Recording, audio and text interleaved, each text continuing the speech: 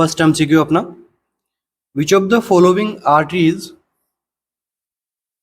Primarily feed the anterior wall of the heart. Anterior wall of heart को जो है वो कौन सी आर्टरी प्राइमरली फीड करती है, ठीक है, वहां की ब्लड सप्लाई जो है मेनली कौन बनाती है। किसकी बात कर रहे हैं अपन, हार्ट के एंटीरियर वॉल की बात कर रहे हैं। ऑप्शन देखिए क्या है, left anterior descending artery, circumflex artery, right coronary artery या फिर इंटरनल मेमोरी आर्टरी। क्या आंसर करेक्ट रहेगा अपना यहाँ पे?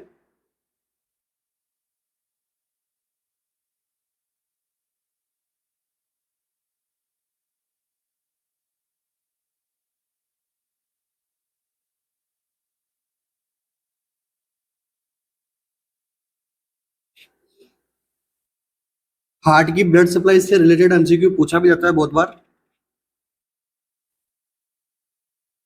तो देखिए यहाँ पर जो अपना आंसर रहेगा वो रहेगा ऑप्शन नंबर 1।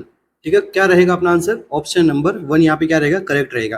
ठीक है, इसे हम क्या बोलते हैं, लेफ्ट एंटीरियर डिसेंडिंग आर्टरी। अब देखिए इससे आप क्या समझोगे, तो देखो अपन एक रफली डायग्राम बनाते हैं हार्ट का। ठीक है, इसके अंदर 4 लोब हैं। देखिए अब ये वाला साइड जो है वो कौन सा हो गया, लेफ्ट साइड, और ये वाला साइड जो हो गया वो हो गया राइट साइड। अब आंसर क्या निकला अपना, लेफ्ट एंटीरियर डिसेंडिंग आर्टरी। ठीक है, तो left anterior descending, anterior side में क्या, क्योंकि हार्ट के एंटीरियर साइड में कौन सा पार्ट रहता है अपना, लेफ्ट साइड जो होता है वो एंटीरियर साइड में ज्यादा रहता है, इसलिए क्या नाम दिया इसको, लेफ्ट एंटीरियर डिसेंडिंग आर्टरी है। अब देखो ये टाइप किसका है, देखो जो है, जो सबसे पहला मेजर सोर्स अपना ब्लड सप्लाई का वो कहाँ से शुरू होता है, अओर्टा से। अओर्टा से क्या निकला, कोरोनरी आर्टरी। कोरोनरी आर्टरी की 2 ब्रांचें होती है, एक होती है राइट कोरोनरी आर्टरी, एक होती है लेफ्ट कोरोनरी आर्टरी। अब देखिए लेफ्ट कोरोनरी आर्टरी की अगेन 2 ब्रांचें होती है, जिसे हम क्या बोलते हैं, एंटीरियर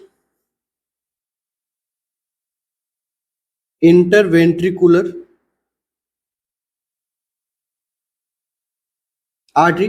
फर्स्ट कौन सी थी, एंटीरियर इंटरवेंट्रिकुलर आर्टरी, इसी को ही हम क्या बोलते हैं, लेफ्ट एंटीरियर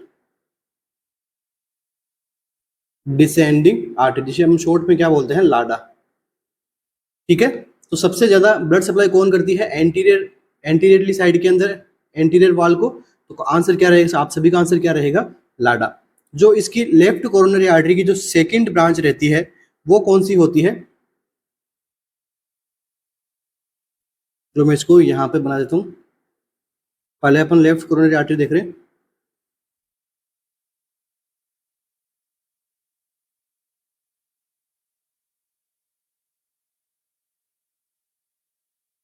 एक ब्रांच तो हो गई एंटीरियर वेंट्रिकुलर आर्टरी, और इसकी जो सेकंड जो ब्रांच होती है वो कौन सी होती है, सर्कमफ्लेक्स आर्टरी।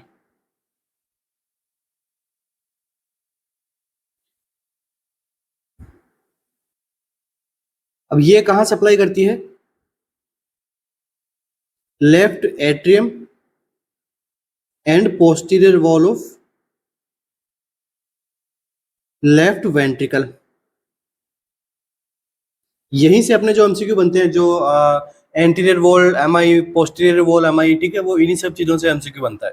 उसमें आपको बताएंगे भाई कौन सी आर्टरी में इस्चेमिया हुआ है या डैमेज हुआ है। ठीक है, ये सबसे पहले आर्टरी कौन सी थी, लेफ्ट कोरोनरी आर्टरी, इसकी 2 ब्रांच, फर्स्ट ब्रांच और सेकंड ब्रांच। ये आप दोनों को आपके समझ में आ गई दोनों आर्टरी। नेक्स्ट हम बात करते हैं राइट कोरोनरी आर्टरी की।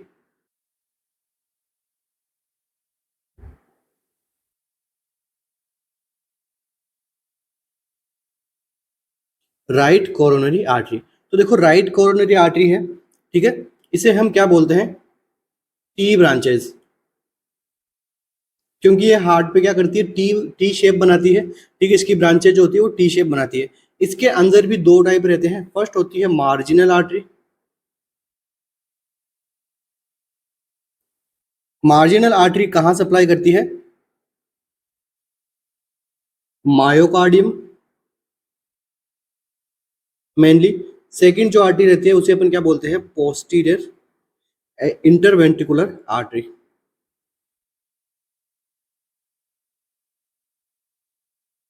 Posterior interventricular artery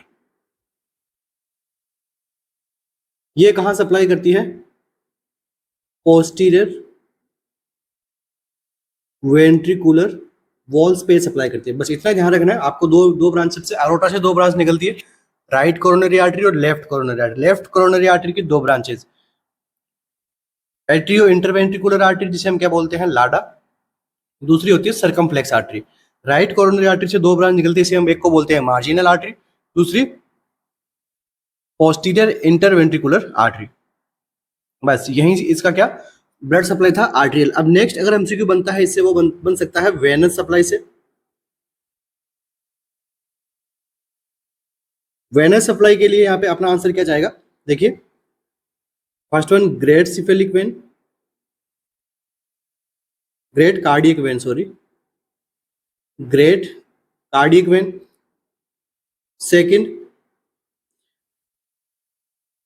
middle cardiac vein और स्मॉल कार्डियक वेन्स। ठीक है, मेनली किससे होता है, कार्डियक वेन से होता है। ठीक है, सिफेलिक वेन तो अपने लोअर लिम्स में वहां पे रहती है। तो ग्रेट कार्डियक वेन, इनसे क्या होता है अपना वेनस सप्लाई। चलिए नेक्स्ट एमसीक्यू अपना, the client is admitted to the hospital with hypertensive crisis. Hypertensive crisis हुआ, क्लाइंट को अभी वो एडमिट है। Diazoxide is order, diazoxide order की गई है। During administration the nurse should, अब यहाँ पे नर्स क्या करेगी एडमिनिस्ट्रेशन के टाइम पे, place the client in Trendelenburg position, utilize an infusion pump, cover the solution with foil, check the blood glucose level।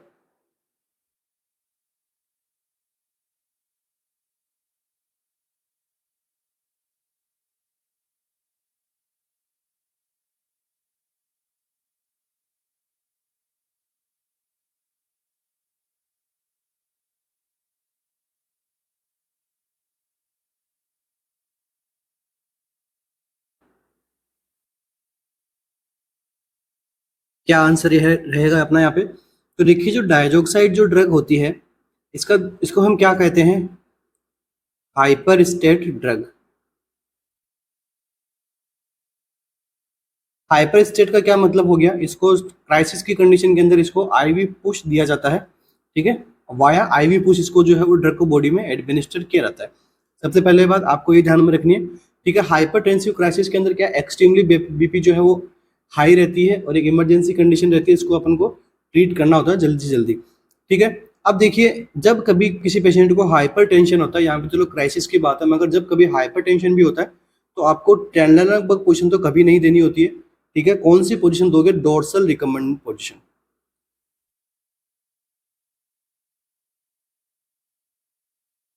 कौन सी पोजीशन देते हैं अपन, डोर्सल रिकमेंड पोजीशन। सेकंड देखिए utilization and IV infusion. IV infusion देते नहीं है, मैंने भी क्या बोला है, इसको कैसे देते हैं, आईवी पुश से देते हैं। ठीक है, तो अपना आईवी इन्फ्यूजन पंप से भी अपन इसको नहीं देते हैं।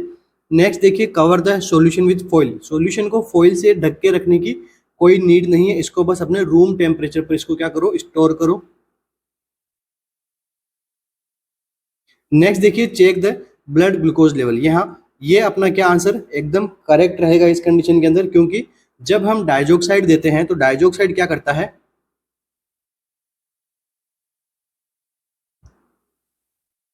Increase the blood glucose level by inhibit pancreatic insulin release. ये क्या करता है, पैनक्रियाटिक इंसुलिन के रिलीज को इनहिबिट कर देता है। जब इंसुलिन कम आएगा तो बॉडी का जो ब्लड ग्लूकोज लेवल है वो कैसा देखने को मिलेगा, इंक्रीज देखने को मिलेगा। साथ साथ में and it stimulate the catecholamines,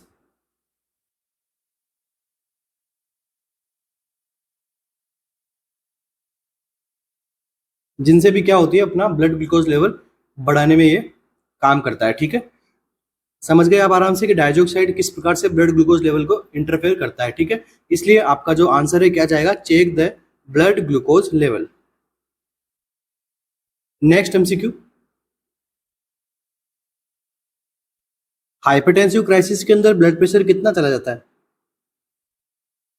around 160 to 180, one ज़्यादा 160 ज़्यादा देखने को मिलेगा आपको, और ये यहाँ पे 120 तक देखने को मिल सकता है हाइपरटेंसिव क्राइसिस के अंदर। एकदम इमरजेंसी वाली कंडीशन देखने को मिलती है हमें ये। चलिए next MCQ, the physician has prescribed esomeprazole for a client with erosive gastritis. एक पेशेंट को गैस्ट्राइटिस है, जलन हो रही है उससे, वो फिजिशियन ने क्या किया है, एस्मापेराजोल को प्रिस्क्राइब किया है। The nurse should administer the medication. अब जो नर्स है वो इस मेडिकेशन को एडमिनिस्टर कब करेगी, 30 minute after meal, with each meal, 30 minute before meal, in a single dose at time. कब इस मेडिकेशन का प्रिस्क्रिप्शन करेगी नर्स,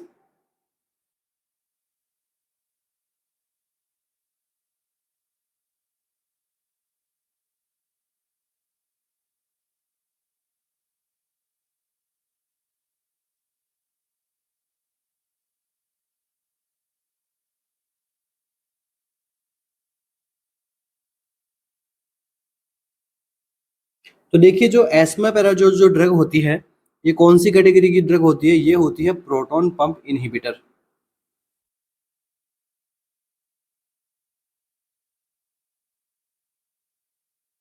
जो प्रोटॉन पंप्स इनहिबिटर होते हैं वो करते क्या हैं, इससे भी सीधा सीधा अपना एमसीक्यू बनता है, ये क्या काम करते हैं, किस में हेल्प करते हैं, तो reduce the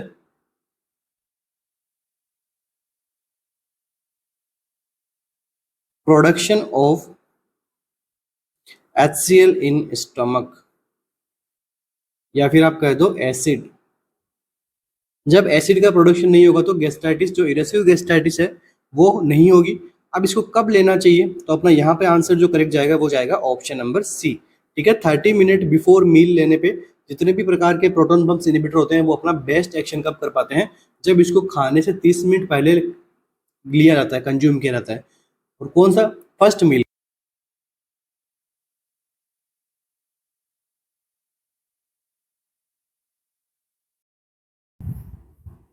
next MCQ, a patient with sputum positive pulmonary tuberculosis is on ATT for the last 5 month. एक पर्सन जो है वो क्या लास्ट 5 महीने से क्या ले रहा है, एंटी ट्यूबरकुलर थेरेपी ले रहा है, क्योंकि वो पॉजिटिव आया था 5 महीने पहले, किससे, स्पुटम पॉजिटिव किया गया था उसको ट्यूबरक्लोसिस के लिए। But the patient is still positive for AFP in the sputum. अभी भी वो पेशेंट क्या है, एसिड फास्ट बेसिली का क्या है, पॉजिटिव है, जब हम उसका स्पुटम टेस्ट कर रहे हैं। तो दिस केस रेफर्स टू, अब ये केस जो है आपको क्या रेफर कर रहा है, किसके बारे में आपको बता रहा है कि ये पेशेंट जो है वो कौन सी कैटेगरी में चला गया है। न्यू केस है ये पेशेंट का, फेलियर केस है, रिलैप्स केस है, या फिर ड्रग डिफॉल्टर है।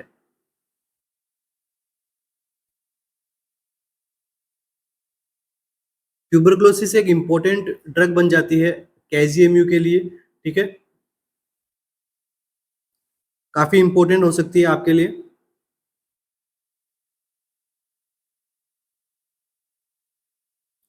क्या रहेगा यहाँ पे अपना आंसर,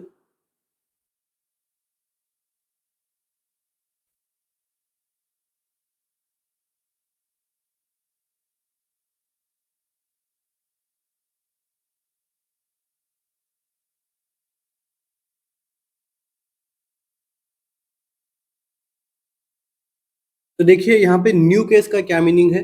न्यू केस का मीनिंग होता है कि अभी तक जो पेशेंट है उसने टीबी से ट्रीटमेंट नहीं लिया है, टीबी के लिए ट्रीटमेंट नहीं लिया है। तो क्या लिख सकते हैं अपन, never been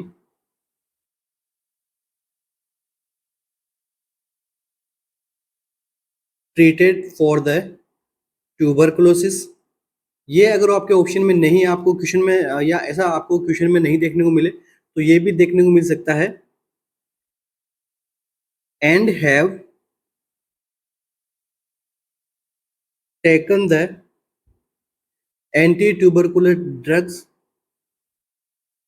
for less than 1 month. जैसे ये आपके एमसीक्यू बना हुआ है, उसी प्रकार से ये एमसीक्यू भी बन सकता है कि एक पेशेंट है जो पॉजिटिव आया है और अभी वो एटीटी उसने शुरू की है 1 महीने के 15 दिन पहले, ऐसा आपको बता दें। फिर पूछे कि ये कौन सी कैटेगरी में आया, तो आपका आंसर क्या रहेगा? न्यू केस में। ठीक है, तो देखो इसके अंदर एक कंडीशन यहाँ पे और अपन यहाँ पे पढ़ सकते हैं। एक होता है इंसिडेंस, सेकंड होता है प्रीवेलेंस। अलग है थोड़ा इससे, इंसिडेंस में भी न्यू केस आता है, मगर वो न्यू केस और ये न्यू केस दोनों यहाँ पे अपन सिमिलर समझ सकते हैं, क्योंकि वो भी टीबी के लिए नया है। ठीक है, न्यू केस जितने भी हो कम्युनिटी के अंदर वो किस में आते हैं? इंसिडेंस के अंदर आते हैं। और प्रिवेलेंस में क्या होता है? न्यू प्लस ओल्ड, ये दोनों चीजें हम पढ़ते हैं। तो आगे आपके समझ में न्यू केस के बारे में। तो अभी क्या है, जो आपका पेशेंट है इसको अभी पहले पॉजिटिव हुआ था, हमने ट्रीटमेंट दिया और अभी भी पॉजिटिव है। तो ये केस क्या हो गया, क्या केस बन गया? ये केस बन गया फेलियर केस का। ठीक है, फेलियर हो गया, उसका ट्रीटमेंट फेल हो गया उसका, क्योंकि अभी भी वो क्या आ रहा है? पॉजिटिव आ रहा है। हमें नई लाइन ऑफ ट्रीटमेंट के अकॉर्डिंग हमें आगे फॉरवर्ड करना पड़ेगा। नेक्स्ट देखिए क्या है ऑप्शन में, रिलैप्स केस। रिलैप्स केस का क्या मीनिंग होता है? प्रीवियसली ट्रीटेड फॉर ट्यूबरकुलोसिस, जो पर्सन प्रीवियसली ट्रीटेड हुआ था ट्यूबरकुलोसिस के साथ में, and doctor declare end of treatment. Doctor ने क्या किया कि यहाँ पे ट्रीटमेंट कंप्लीट करने के लिए बता दिया कि भाई हाँ आपका ट्रीटमेंट कंप्लीट है, आपके जो स्पुटम पॉजिटिव है अभी नहीं आ रहा है। ठीक है, अभी उसने क्या कर दिया? ट्रीटमेंट छोड़ दिया। ठीक है, क्योंकि एक बार के लिए क्योर्ड हो गया था, मगर कुछ टाइम बाद में रिकरेंट एपिसोड ऑफ ट्यूबरकुलोसिस वापस शुरू हो गए।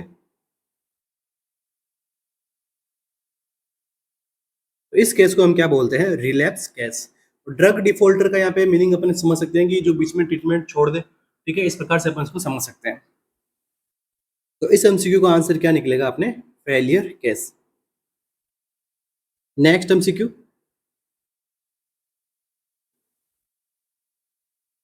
a non-immunized child appears at the clinic with visible rashes. Which of the following observation indicate the child may have rubeola? Rubeola या फिर मीजल्स, कौन सा ऐसा ऑप्शन आपको ऐसे बताएगा जो इंडिकेट करेगा कि बच्चे को क्या हुआ है? मीजल्स हुआ है, रूबियोला हुआ है। अभी उसके क्या है? विजिबल रेशेज अपियर हो चुके हैं। तो कौन सा ऑप्शन यहाँ पे करेक्ट रहेगा जो बताएगा कि मीजल्स के बारे में? ऑप्शंस देखिए, the lesions have a tear drop on a rose petal appearance, small blue white spots are visible on the oral mucosa, there is low grade fever, या फिर the rashes begins on the trunk and spread outward। यहाँ पर अपना answer क्या जाएगा?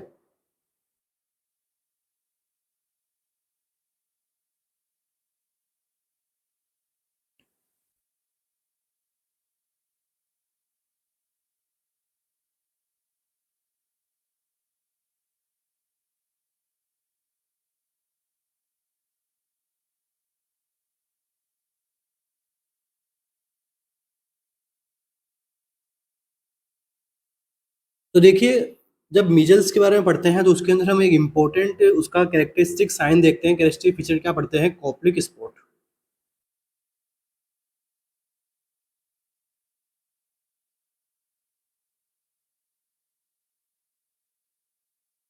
Koplik spot पढ़ते हैं अपन।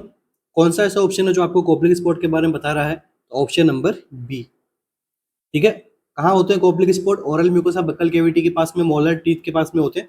ठीक, किस प्रकार के होते हैं? तो स्मॉल ब्लू व्हाइट स्पॉट्स यहाँ पे आपको देखने को मिलते हैं।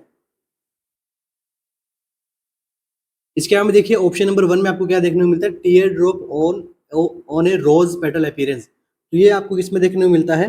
ये हमें देखने को मिलता है वेरिसेला या फिर चिकन पॉक्स। चलिए बाकी जो मिजल्स की प्रोड्रोमल स्टेज वगैरह होती है ये उनके बारे में बताया हुआ है। ठीक है, चलिए नेक्स्ट एमसीक्यू।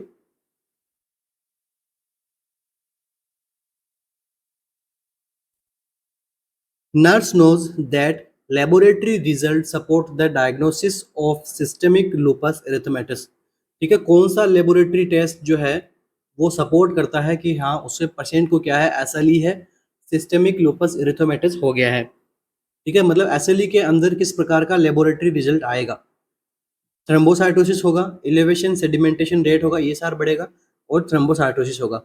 ल्यूकोसाइटोसिस होगा, elevated blood urea nitrogen and creatinine level, elevated serum complements level, या फिर पैनसाइटोमनिया होगा, elevated anti nuclear antibody titer होगा।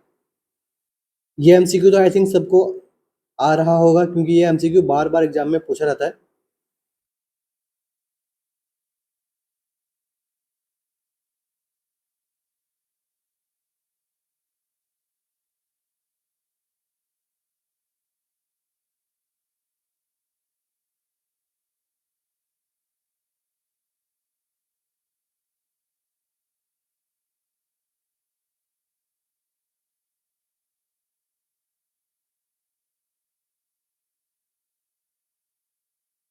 क्या रहेगा अपना आंसर?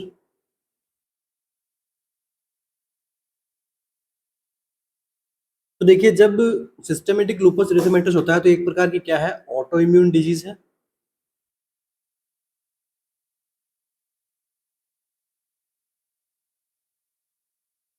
ऑटो इम्यून डिजीज है ये।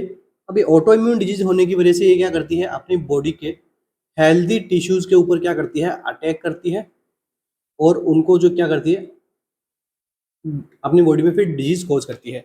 मेनली किसको अटैक करती है, कहाँ कहाँ के हेल्दी टिश्यूज को, स्किन के, जॉइंट्स के, किडनीज के, ठीक है, और ब्रेन। ठीक है, इस प्रकार के मेजर ऑर्गन्स को यहाँ पे क्या करती है, ये डिस्टर्ब करती है, जिसे हम क्या बोलते हैं, एसएलई, सिस्टेमिक लूपस एरिथेमेटस। अब देखो इसमें होता क्या है, इसमें क्या होता है, ऑप्शन नंबर डी यहाँ पे क्या जाएगा, अपना करेक्ट आंसर जाएगा, पैनसाइटोपेनिया जाएगा। ठीक है, अपने बॉडी की कंप्लीट ब्लड वेसल्स, ब्लड जो सेल्स वगैरह है उनकी क्या देखने को मिलेगी, कमी देखने को मिलेगी।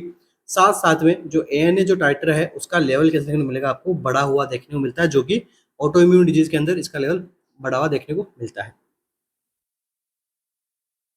ठीक है, इसके बाद में इलेवेटेड सीरम कॉम्प्लीमेंट लेवल यहाँ पे नहीं देखने को मिलेगा, ये कैसे देखने को मिलेगा, डिक्रीज देखने को मिलेगा। साथ ही अब आपको किसी को यहाँ पे ऑप्शन नंबर बी भी करेक्ट लग रहा होगा, क्योंकि मैंने यहाँ पे बताया कि किडनी भी क्या होता है, डैमेज होता है।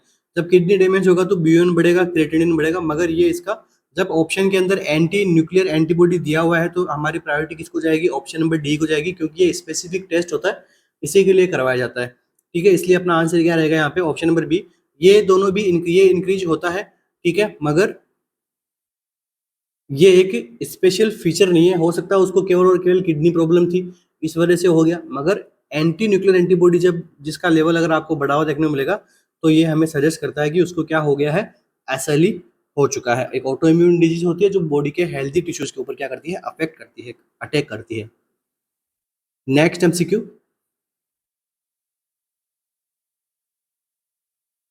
A patient is receiving thyroid replacement therapy.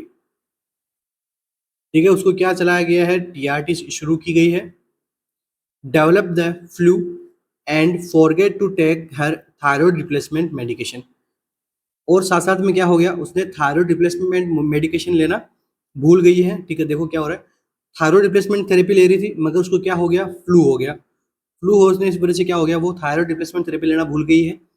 The nurse understand that skipping this medication will put the client at risk for developing which of the life threatening complication। अब नर्स को ये पता है कि जब हम टीआरटी की जो मेडिकेशन को रिप्लेस में स्किप कर देते हैं तो ये कौन सी कंडीशन जो एक प्रकार की लाइफ थ्रेटनिंग कॉम्प्लिकेशन है वो उसको अकर कर सकती है, उसको डेवलप कर सकती है पेशेंट के। टीबीएल मैक्सिडिमा, थायराइड स्ट्रोम, एक्सोप्थेलमस, या फिर माइक्सिडिमा कोमा।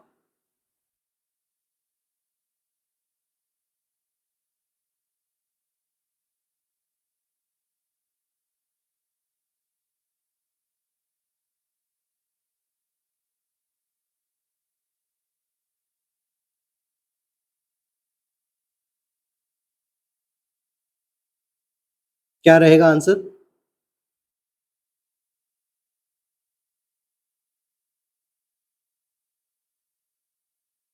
तो देखिए यहाँ पर जो पेशेंट को है वो थायराइड रिप्लेसमेंट थेरेपी ले रही थी, मगर मतलब क्या हो गया, कि थायराइड हार्मोन उसके अंदर नहीं बन रहे थे, ठीक है, तो उसको हो क्या रहा था, हाइपोथायरॉयडिज्म। इसके लिए वो क्या कर रही थी, टीएचआर ले रही थी, जो टीआरटी ले रही थी, रिप्लेसमेंट थेरेपी ले रही थी, T3 T4 ले रही थी। अब जब स्किप कर दिया उसने मेडिकेशन को, ऐसा नहीं कि भाई एक बार में स्किपिंग हो गया, फ्लू है, मल्टीपल टाइम स्किप हो गया होगा, ठीक है, मगर एक बार में भी हो सकता है, ऐसा कुछ वो नहीं है। अगर काफी ज्यादा सीवियर हो, हाइपोथायरॉयडिज्म काफी ज्यादा हो, उस कंडीशन में एक बार स्किप करने से भी ये कंडीशन अराइज हो सकती है। तो देखो, जब हाइपोथायरॉयडिज्म होता है तो कौन सी कंडीशन हो सकती है मेडिकेशन स्किप से? ऑप्शन क्या जाएगा यहाँ पे अपना correct? Option number D, myxedema coma. Patient को क्या हो जाएगा, माइक्सिडिमा कोमा हो जाएगा, जो एक प्रकार की लाइफ थ्रेटनिंग कंडीशन होती है। इसके अंदर क्या देखने को मिलता है, सारे के सारे साइन सिम्टम आएंगे कौन से, हाइपोथायरॉयडिज्म वाला, बट कौन से, सीवियर हाइपोथायरॉयडिज्म वाले। तो देखो हाइपोथायरॉयडिज्म में क्या हो रहा था, डिक्रीज मेटाबॉलिक रेट, ठीक है, तो इसके अंदर भी क्या होगा, मेटाबॉलिक रेट और ज्यादा डिक्रीज होगी, जिससे क्या देखने को मिलेगा, पेशेंट किस में चला जाएगा, डीकंपनसेटेड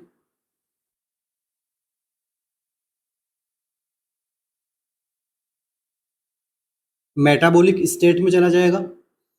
जब डीकंपनसेट मेटाबॉलिक स्टेज में चला जाएगा, मतलब वो ऐसी स्टेज जो कंपनसेट नहीं की जा रही है, उससे क्या होगा, पेशेंट का मेंटल स्टेटस जो है वो गिर जाएगा। मेंटल स्टेटस यहाँ पे क्या हो जाएगा, पुअर हो जाएगा या फिर डिक्रीज हो जाएगा। अभी क्या देखने को मिलेगा साथ साथ में, बाकी के देखिए, कॉन्स्टिपेशन हो जाएगा, ठीक है, कॉन्स्टिपेशन होने के और यहाँ पे क्या देखने को मिलेगा, कूल एक्सट्रीमिटीज या फिर कूल बॉडी, और क्या देखने को मिलेगा, स्वेलिंग, हाइपोथर्मिया, और क्या देखने को मिलेगा, इन्फेक्शन हो जाएगा बॉडी इस पेशेंट को, स्ट्रोक में जा सकता है, माइग्रेडेमा कोमा से इस वजह से डेथ भी हो सकती है फिर बाद में उसकी, ठीक है। कौन सी ड्रग लेगा तो ये कंडीशन अराइज हो सकती है, तो देखो अगर जब हाइपोथायरॉयडिज्म होता है तो आपको, जब पेशेंट लिथियम ले रहा होता है तो आपको स्पेशली ध्यान में रखना है, ठीक है, अंडर ऑब्जर्वेशन रहना चाहिए अगर हाइपोथायरॉयडिज्म का पेशेंट है और लिथियम ले रहा है तो, साथ में अमायोडेरोन। दो इंपॉर्टेंट एमसीक्यूज है, ध्यान में रखना, ठीक है। तो ये अपना क्या है, अपना आंसर क्या हो जाएगा, माइग्रेडेमा कोमा। अब इसको करना क्या है, किस प्रकार से ट्रीट करोगे, सबसे पहले अल्टर्ड मेंटल स्टेटस वगैरह, स्ट्रोक में अगर पेशेंट जा रहा है तो क्या करोगे, एयरवे देखोगे उसका, एयरवे के बाद में आप क्या करोगे, हाइड्रोकोर्टिसोन, हाइड्रोकोर्टिसोन के बाद में क्या करोगे, लीवोथायरोक्सिन, T4 T3 hormonal replacement therapy वापस से स्टार्ट करेंगे, ताकि इसका जो लेवल है मैनेज करने में अपना जल्दी जल्दी अपन अचीव कर सकें लेवल मैनेज। एक्जोप्थैलेमस क्या होता है, आई प्रोट्रूडिंग आउट हो जाती है, ठीक है, प्रोट्रूजन ऑफ आई बॉल।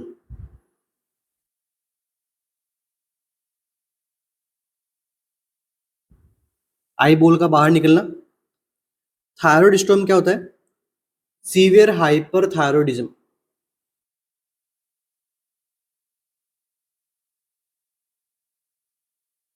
जब सीवियर हाइपरथायरॉयडिज्म होता है उस कंडीशन में क्या होता है, थायराइड स्टोन। इसे हम टॉक्सिक, थायरोटॉक्सिक क्राइसिस भी बोल सकते हैं इसको हम, ठीक है, ये कुछ इसके अलग से कुछ सिमिलर कंडीशंस के नेम होते हैं, ठीक है, जिसके अंदर क्या होती है, हाइपर, मतलब उसमें भी क्या है, थायराइड स्टॉर्म में क्या हो जाएगा, जब लेवल बढ़ जाएगा तो क्या होगा, हाइपर मेटाबॉलिक स्टेट में आ जाएगा पेशेंट, ठीक है, फिर बाद में सारे के सारे साइन सिम्टम कौन से आएंगे, हाइपरथायरॉयडिज्म वाले, मगर सीरियस साइन, जो बॉडी को, बॉडी के लिए सीरियस होते हैं, इस प्रकार के हाइपर थायरॉयडिज्म वाले साइन आएंगे। चलिए नेक्स्ट एमसीक्यू,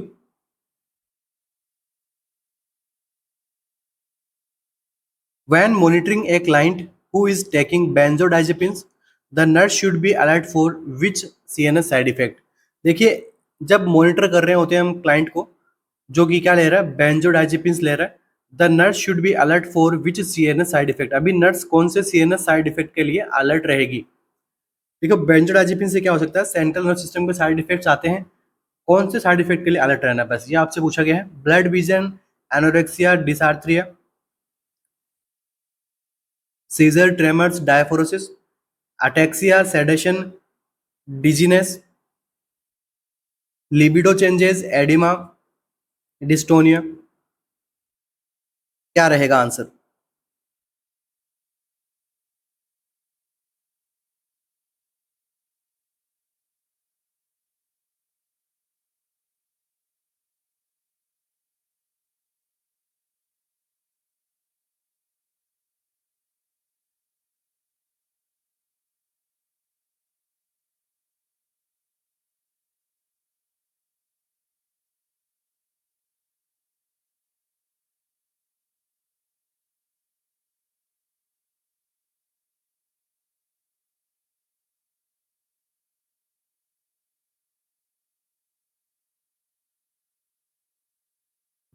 तो आपने अगर बेंजोडाइजेपिन्स पढ़ी है ड्रग, तभी इसका आंसर कर पाओगे। देखो, बेंजोडाइजेपिन्स हमने प्रीवियसली भी पढ़ा पढ़ा हुआ है, जब नॉट सेट के प्री के अंदर शायद हमने ये सब चीज़ें पढ़ी थी। ठीक है, बाकी अब कंटिन्यूसली अपन आगे, अब तो बस ज़्यादा डिस्कशन नहीं रहेगा, आपका केजीएम को एग्जाम नियर बाई है। ठीक है, कंप्लीट क्लास हम नहीं करेंगे, क्वेश्चंस के अंदर ही समझते हुए चलेंगे, एकदम शॉर्ट के अंदर।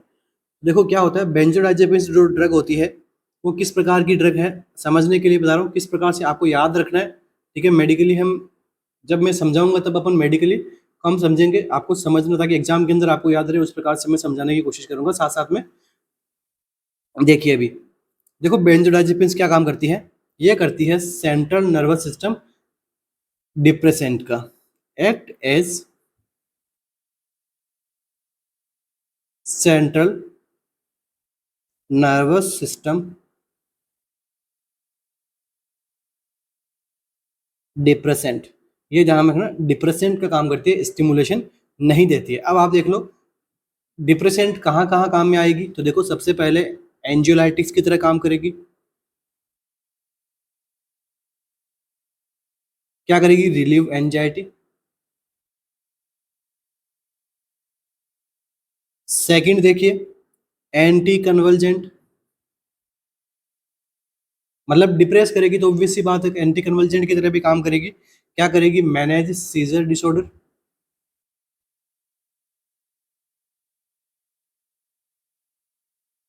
थर्ड देखिए, हिप्नोटिक, इसमें काम आएगी इंसोम्निया के अंदर। फोर्थ काम आ सकता है अनेस्थेटिक। ठीक है, ये क्या करती है?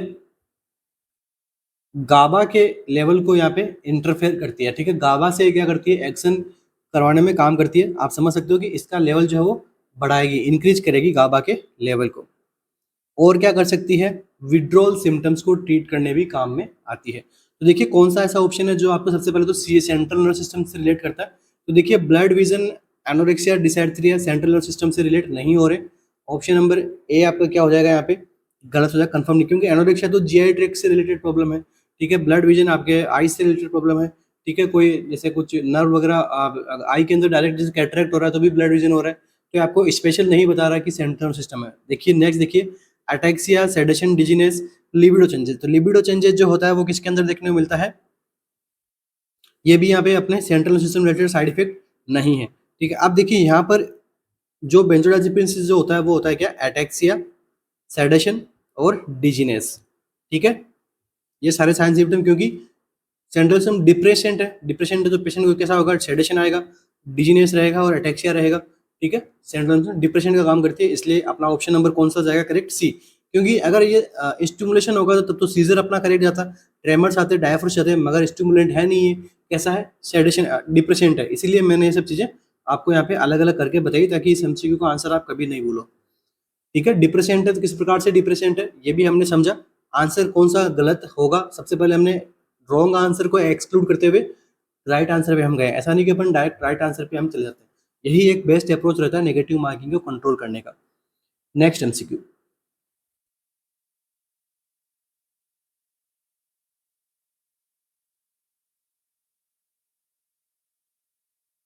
What is the dose of zinc given to 4 month old child in diarrhoea? ठीक है, 4 महीने का बच्चा है, उसको डायरिया हो रहा है, अभी उसको जो है हम कौन सी डोज यहाँ पे प्रोवाइड करेंगे जिंक की?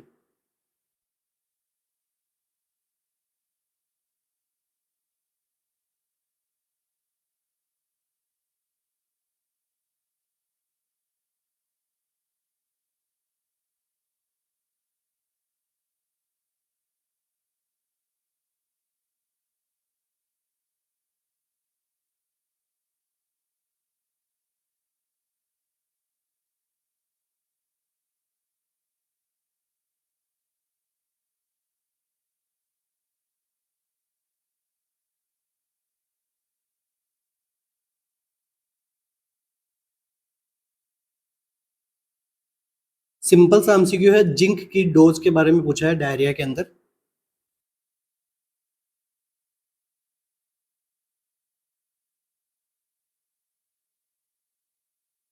तो देखिए जो यूनिसेफ है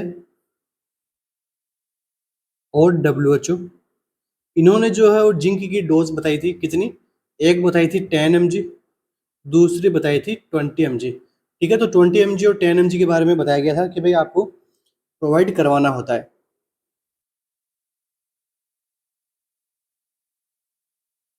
तो जो बच्चे किनको किनके लिए डोज हैं, चिल्ड्रंस के लिए। ठीक है, अब इसके अंदर एक स्पेशली एज क्राइटेरिया उन्होंने और इंक्लूड कर दिया है, जैसे ये वाला एमसीक्यू आपको पूछा 4 महीने का बच्चा है कितना दोगे, तो देखो 10 mg हम कब देते हैं, less than 6 month of age पे। अगर 6 महीने से कम का बच्चा है तो आप क्या दोगे, 10 mg दोगे। और more than 6 month of age है तो यहाँ पे कितना दोगे, 20 mg।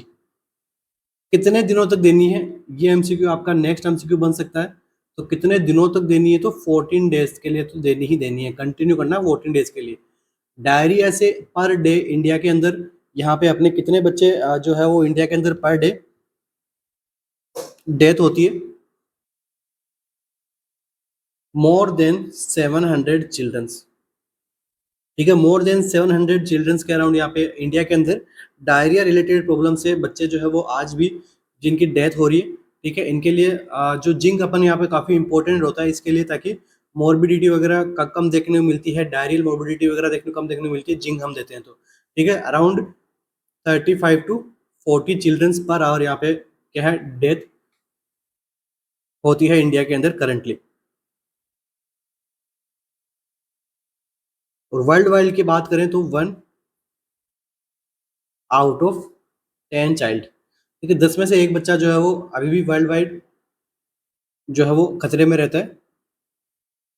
चलिए, तो ये आपके टॉपिक नहीं पूछा जाएगा, बस फॉर नॉलेज। बट अपना आंसर क्या रहेगा, इन दोनों एमसीक्यू से पूछा जा सकता है, 10 mg के बारे में और 20 mg के बारे में, और 14 डेज के लिए ये एमसीक्यू बन सकता है। नेक्स्ट एमसीक्यू,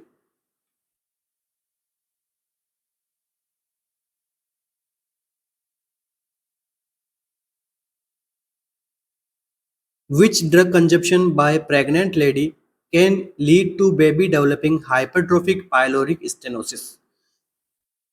ये एमसीक्यू पूछा गया है, बार बार पूछते हैं इसके बारे में। हाइपरट्रोफिक पाइलोनिक स्टेनोसिस पीडियाट्रिक की एक इंपॉर्टेंट डिजीज कंडीशन है जिससे एमसीक्यू खूब सारे बनते हैं। ठीक है, ये कंप्लीट मेरा पढ़ाया हुआ है प्रीवियसली क्लासेस के अंदर, आप देख सकते हैं। ये तो अपन बस एमसीक्यू में जितना समझने को रहेगा उतना हम देखेंगे। ठीक है, तो कौन सी ड्रग के कंजप्शन से जो प्रेग्नेंट लेडी करती है, ठीक है, वो बच्चे को लीड कर सकती है HPS, ठीक है, हाइपरट्रोफिक पाइलोरिक स्टेनोसिस को अकर कर सकती है बेबी के अंदर। Vancomycin, nifedipine, erythromycin, phenyl प्रोपेलामाइन।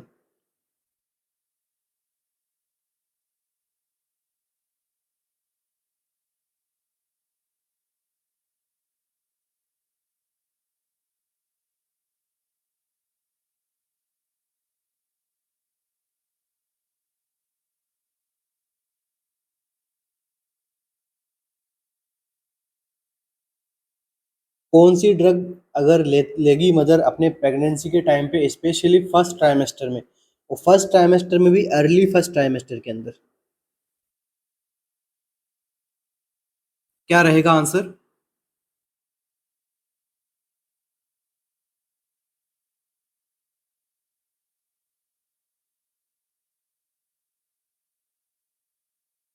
तो देखिए, आई थिंक एमसीक्यू सबका पढ़ा हुआ है और आ भी रहा होगा सभी को। देखिए, ऑप्शन नंबर सी यहाँ पे क्या रहेगा, अपना करेक्ट आंसर रहेगा। ठीक है, इरिथ्रोमाइसिन। इरिथ्रोमाइसिन को अगर प्रेग्नेंट लेडी जो है वो कब कंज्यूम करे, third day to 13 day, starting pregnancy के कितने टाइम में, थर्ड डे से 13 डे के बीच में अगर मेडिसिन ले लेती है, कंजप्शन करती है एरिथ्रोमाइसिन का, तो ये क्या जनरेट कर सकता है, इन्फेंटाइल हाइपरट्रोफिक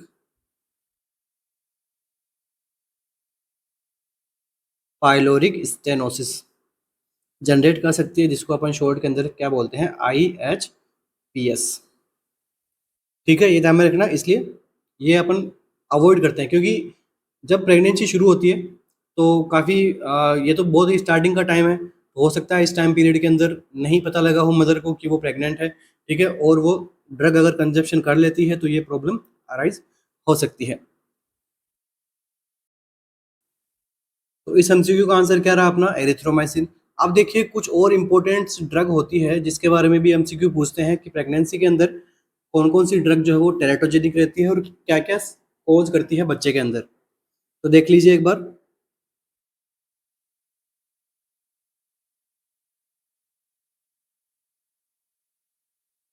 टेराटोजेनिक इफेक्ट्स क्या क्या देखने को मिलते हैं। फर्स्ट वन जो ड्रग है वो अपन लेते हैं क्या? स्टेरॉइड। स्टेरॉइड ड्रग अगर प्रेगनेंसी के अंदर कंज्यूम करते हैं तो क्या देखने को मिलता है? Cleft lip and palate. Second देखिए, सेकंड जो होती है वो है वारफेरिन। वारफेरिन से क्या हो सकता है? Nasal hypoplasia and phalangeal defect. ठीक है, फ्लैंजियल डिफेक्ट भी हो सकता है। थर्ड जो ड्रग है वो कौन सी आती है? मैथिमाजोल।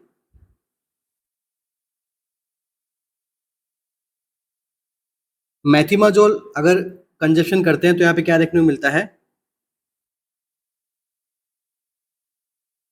Aplastic Cutis congenital. Fourth one drug, fourth one कौन सी होती है? एरिथ्रोमाइसिन, जो अपना आंसर भी था एरिथ्रोमाइसिन। तो एरिथ्रोमाइसिन से क्या हो सकता है? Infantile hypertrophic pyloric stenosis. Next जो ड्रग की बात करते हैं वो है फिफ्थ वन। फिफ्थ वन कौन सी है? थैलिडोमाइड।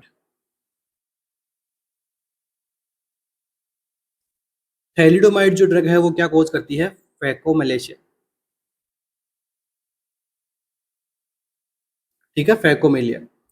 सिक्स जो ड्रग है वो कौन सी है? Vitamin D3। विटामिन D3 को अगर प्रेगनेंसी के टाइम पे कंज्यूम, ये सारे सारे का बता रहा हूँ मैं फर्स्ट ट्राइमेस्टर के अंदर, क्योंकि तभी बच्चा एम्ब्रियो डेवलप हो रहा होता है, ठीक है, बेबी इसके अंदर मेच्योर हो रहा होता है। सबसे ज़्यादा मेच्योरेशन तो इसी में देखने जो डेवलपमेंट बच्चे का इसी में देखने को मिलता है। ठीक है, आगे तो क्या होता है? मेच्योरेशन होता है, मगर डेवलपमेंट के अंदर ये ड्रग्स हम दे रहे तो कोज कर देती है। तो देखिए विटामिन D3 जब हम लेते हैं तो इसके अपन क्या देखने को मिल सकता है? सुपीरियर या फिर सुप्रावल्वुलर aortic स्टेनोसिस। नेक्स्ट और लास्ट सेवंथ नंबर ड्रग कौन सी? लिथियम। क्या हो सकता है लिथियम से? एब्स्टिन एनामोली।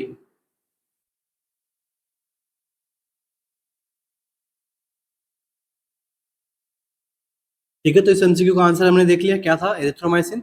और क्या कोज करवाती है? Infantile hypertrophic pyloric stenosis. और ये बाकी कुछ इंपॉर्टेंट ड्रग है जो टेराटोजेनिक्स इफेक्ट डालती है। और एक इन्फेक्शन होता है टॉर्च, वो हम सब कभी फिर कभी पढ़ेंगे, पहले पढ़ा हुआ मेरा टोक्सोप्लाज्मोसिस साइटोमेगालो वायरस। ठीक है, ये सब चीजें उसके अंदर पढ़ते हैं हम, जो भी टेराटोजेनिक इफेक्ट डाले जाते हैं। Which of the following sign is seen in intra uterine fetal damage. ठीक है, जब इंट्रा यूटेराइन फीटल का डैमेज हो जाता है, ठीक है, तब कौन सा साइन जो है वो देखने को मिलता है? Goodell sign, von Braun Fernwald sign, Osiander sign या फिर रॉबर्ट साइन। कौन सा साइन यहाँ पे देखने को मिलता है?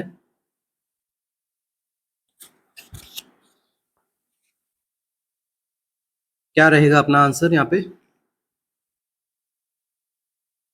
देखो इंट्रा यूटेराइन फीटल डैमेज का क्या मतलब होता है कि जो बच्चा जो है वो क्या हो गया है? डेथ तो हो गई है उसकी, ठीक है, और अभी किस प्रकार का साइन आपको यहाँ पे देखने को मिलेगा? तो देखो यहाँ पर जो आपको साइन देखने को मिलता है वो कौन सा होता है? Robert sign. कौन सा साइन होता है? Robert sign.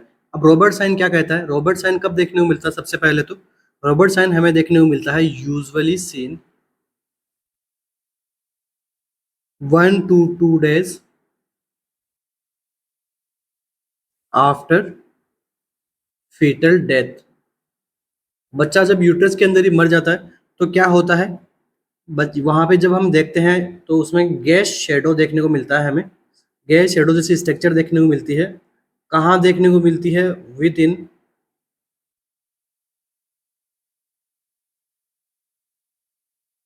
Hard and great vessels के अंदर। इसी गैस शेडो को हम क्या बोलते हैं? Robert sign. इसके बाद में देखिए ऑप्शन नंबर 1 क्या है? Goodell sign.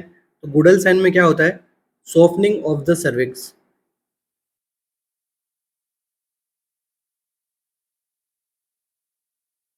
आप देखो सर्विक्स के दो साइड होते हैं, एक होता है वेजाइनली साइड, एक होता है यूट्राइन की साइड में। ठीक है, इसके सर्विक्स तो बीच में रहता है। तो कौन से साइड का सॉफ्टनिंग होना? वेजाइनली सर्विक्स का सॉफ्टनिंग होना या फिर यूट्राइन सर्विक्स का सॉफ्टनिंग होना? Vaginal part of cervix. ठीक है, सर्विक्स का वेजाइनल की साइड में जो पार्ट रहता है उसका क्या होता है? सॉफ्टनिंग होना। क्या कहलाता है? Goodell sign. कब देखने को मिलता है? फर्स्ट ट्राइमेस्टर के अंदर। नेक्स्ट देखिए ओसियंडर साइन। ओके, बी देख लेते हैं, वॉन बुरेन फेयरवेल साइन। तो ये साइन क्या कहता है? Softening of the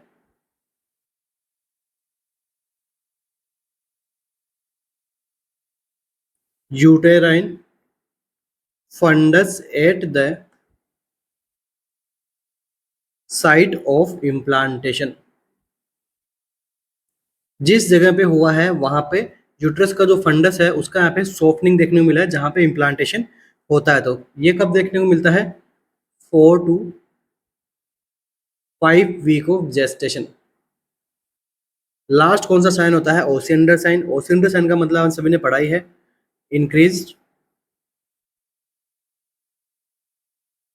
palpation at lateral fornix. Lateral fornix पे क्या हो जाए? पाल्पेशन हो तो उसको क्या देखने को मिले आपको? Lateral fornix of vagina. वहां पे आपको पाल्पेशन देखने को मिलता है। कब? ये कब देखने को मिलता है? 8th week of pregnancy, 8 week के आसपास में ये साइन जो है हमें देखने को मिलता है। तो यहाँ पर हमने यहाँ पे टोटल 4 साइन देख लिए। फीटल डैमेज के बारे में रॉबर्ट साइन देख लिया। केजीएमयू के अंदर इमेज बेस नहीं आती है, नोट सेट के अंदर आती है, तो हम इसके इमेजेस वगैरह अभी हम नहीं देखेंगे। ठीक है, नहीं तो जिनको जो बच्चे नोट सेट के लिए प्रिपरेशन कर रहे हैं, नेक्स्ट नोट सेट के लिए, ठीक है, वो यहाँ पर आराम से इन सब की इमेज भी देख सकते हो, क्योंकि इमेज वहाँ पे पूछी जाती है। जैसे अभी नोट सेट जो हुआ था उसके अंदर 4-5 एमसीक्यू आए थे इमेज बेस, केजीएमयू के अंदर नहीं पूछा जाता है। अकॉर्डिंग टू सिलेबस ही आपको पूछा जाएगा नेक्स्ट एमसीक्यू। और एक बात, जो मैं टॉपिक यहाँ पर आपको एमसीक्यू में बता रहा हूँ उनसे रिलेटेड आप भी अपनी थोड़ी थ्योरी वापस से देख लेना। लाइक जैसे प्रेगनेंसी साइन इंपॉर्टेंट है, ठीक है, प्रोबेबल, प्रिजम्पटिव, कंफर्मेटरी साइन कौन कौन से देख लीजिए एक बार। ठीक है, मतलब जो जो टॉपिक मैं यहाँ पढ़ा रहा हूँ एक बार से खुद से घर पे लाइब्रेरी के अंदर यूट्यूब से या फिर जिनसे आप पढ़ाई कर रहे हो उन टीचर से एक बार जरूर इनके वीडियोस देख लीजिए, क्योंकि ये खुद अपने आप में इंपॉर्टेंट टॉपिक है, एग्जाम में आने लायक टॉपिक है, उन्हीं को ही मैं पढ़ा रहा हूँ और आते भी हैं एग्जाम के अंदर। Next MCQ, a male client with a gun shot wound require an emergency blood transfusion. ठीक है, इमरजेंसी में ब्लड ट्रांसफ्यूजन करना। His blood type is A B negative. A B negative उसका ब्लड का टाइप है। Which of the type would be the safest for him to receive. अब यहाँ पर उसका कौन सा ब्लड सेफेस्ट रहेगा रिसीव करने के लिए? R H positive, R H negative, A R H positive, A R H negative, A B R H positive या फिर ओ आर एच पॉजिटिव। अगर यहाँ पे ओ नेगेटिव होता तो फिर वो सेफ रहता वहाँ पे, मगर यहाँ पे क्या बताया गया है? ओ आर एच पॉजिटिव बताया गया है ऑप्शन नंबर डी के अंदर। तो वो थोड़ा आप संभल के आंसर कीजिएगा अपना।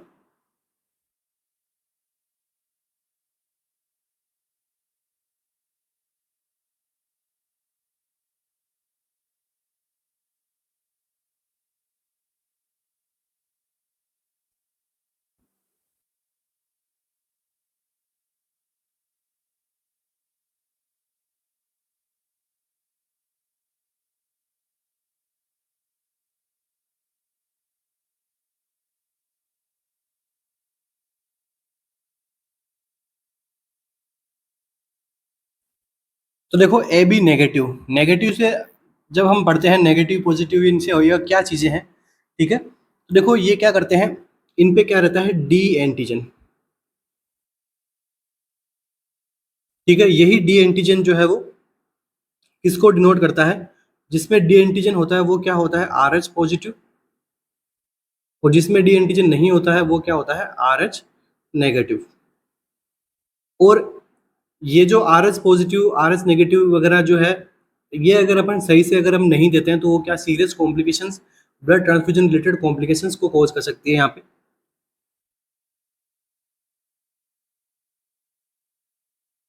इसलिए जो आर एच नेगेटिव है उसी को आर एच नेगेटिव ब्लड दिया जाना चाहिए, ताकि ये डी एंटीजन वाला प्रॉब्लम सॉल्व हो जाए। तो कौन सा ऑप्शन यहाँ पे करेक्ट होगा? देखो, ओ आर एच पॉजिटिव नहीं देंगे, A B R H positive नहीं देंगे, क्योंकि पॉजिटिव दे देंगे तो पॉजिटिव नेगेटिव अपना एग्लूटिनिन वगैरह उससे क्या हो जाएगा? आर एच एक रिएक्शन होगी जिसे अपन क्या बोलेंगे? एंटी डी, या फिर अपन कर सकते हैं एंटी आर एच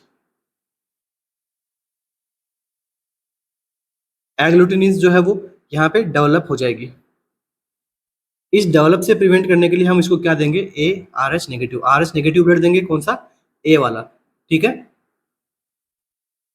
समझ गए आप आराम से। Next MCQ, which of the following is incorrect about स्वॉट एनालिसिस फॉर डिसीजन मेकिंग? ठीक है, देखो, एक कंडीशन होती है स्वॉट एनालिसिस, जिसको हम किस में देखते हैं? डिसीजन मेकिंग, लाइक डिसीजंस बनाने के लिए जो एनालिसिस किया जाता है, स्वॉट एनालिसिस। ठीक है, तो इसमें कौन सा जो स्वॉट का जो मतलब है, एस का अलग मीनिंग होता है, डब्ल्यू का अलग मीनिंग होता है, ओ का अलग, टी का अलग। तो कौन सा ऐसा ऑप्शन है जो इनमें से रियल मीनिंग को नहीं बता रहा है? S for strength, W for weakness, O for opportunities, T is time. ठीक है, स्वॉट के अंदर कौन सा ऑप्शन नहीं होता है?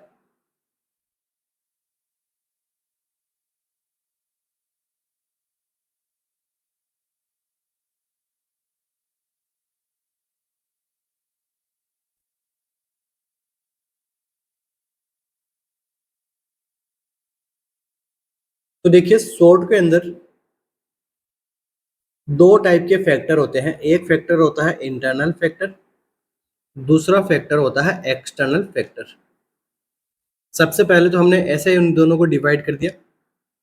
अब हम वन बाय वन क्या करते हैं, इनका मीनिंग देख लेते हैं कि भाई होता क्या है।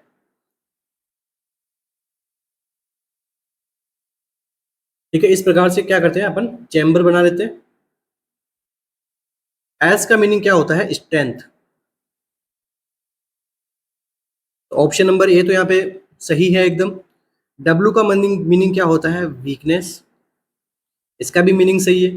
ओ का मीनिंग क्या होता है? अपॉर्चुनिटी, इसका भी मीनिंग सही है। और टी सी का मीनिंग क्या होता है? थ्रेट, ना कि टाइम। तो अपना आंसर क्या करेक्ट होगा यहाँ पे?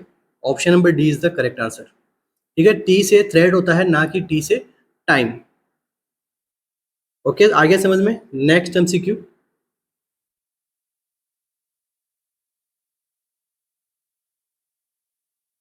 The vitamins those are necessary for neurological function. ऐसे कौन से विटामिन हैं जो न्यूरोलॉजिकल फंक्शंस के लिए नेसेसरी होते हैं? Thiamine, riboflavin, cyanocobalamin, thiamine, riboflavin, pyridoxine, thiamine, pyridoxine, cyanocobalamin, या फिर थियामिन, फोलिक एसिड, साइनोकोबालामिन।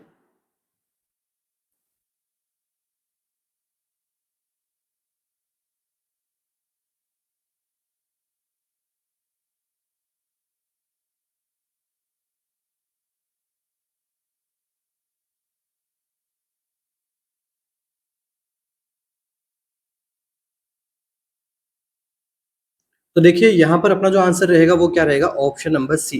ठीक है, थियामिन एक मेजर न्यूरोलॉजिकल फंक्शंस के लिए रिस्पॉन्सिबल होता है, बाकी पायरिडोक्सिन एंड साइनोकोबालामिन भी न्यूरोलॉजिकल फंक्शंस के अंदर हेल्प करते हैं। ठीक है, मेजर क्या है इसके अंदर? थियामिन, जिसके आप किसी क्या पढ़ते हो? B1। जब B1 डिफिशियंसी होती है तो क्या रोग होता है? बेरी बेरी, जिसके अंदर अफेक्ट कौन होता है? Nervous system affect.